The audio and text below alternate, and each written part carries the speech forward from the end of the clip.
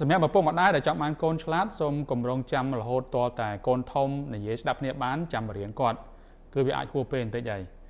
ពេលវេលាដែលល្អបរៀនគាត់ឲ្យឆ្លាតហើយរៀនបានលឿនបំផុតហ្នឹងគឺត្រូវតែបរៀនគាត់មុនអាយុ3ឆ្នាំព្រោះជាពេលវេលាដែលខួរក្បាលស្រស់បំព្រង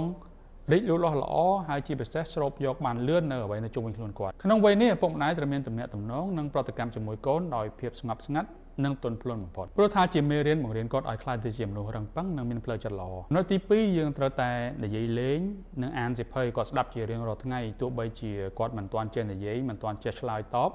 ក៏យើងត្រូវតែអានឲ្យគាត់ស្ដាប់និទានរឿងឲ្យគាត់ស្ដាប់សួរសំណួរគាត់និងមានអន្តរសកម្មភាពចំពោះគាត់ហាក់បីដូចជាគាត់ជាក្មេងធំម្នាក់ដែលអាចស្ដាប់យើងបានអញ្ចឹងដើម្បីបង្វឹកខួរក្បាលរបស់គាត់ឲ្យស៊ាំទៅនឹងការអានការស្ដាប់ជាពិសេសការបង្កើតចម្ងល់ការចង់ដឹងចង់ឮនិងការត្រិះរិះពិចារណាជាដើមចំណុចទី3ត្រូវផ្ដោតសំខាន់ទៅលើបទពិសោធន៍ជីវិតពិតនៅជុំវិញខ្លួនគាត់ជៀសវាងការប្រើប្រាស់ទូរស័ព្ទប្រើ screen ដែលជាឥទ្ធិពលមិនល្អជាច្រើនទៅដល់ការអភិវឌ្ឍខួរក្បាលរបស់គាត់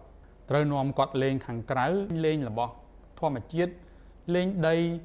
ឬក៏រត់លេងនៅក្នុងសួនកម្សាន្តកន្លែងក្មេងលេងអីជាដើមបណ្ដោះឲ្យគាត់លេងដោយខ្លួនឯងស្វែងរកអ្វីថ្មីដោយខ្លួនឯងជាពិសេសបណ្ដោះឲ្យគាត់ដោះស្រាយបញ្ហារបស់គាត់ដោយខ្លួនឯងទម្លាប់តូចៗទាំងនេះប្រចាំថ្ងៃនឹងកសាងគ្រឹះដ៏រឹងមាំសម្រាប់គាត់នៅពេលដែលគាត់ធំឡើង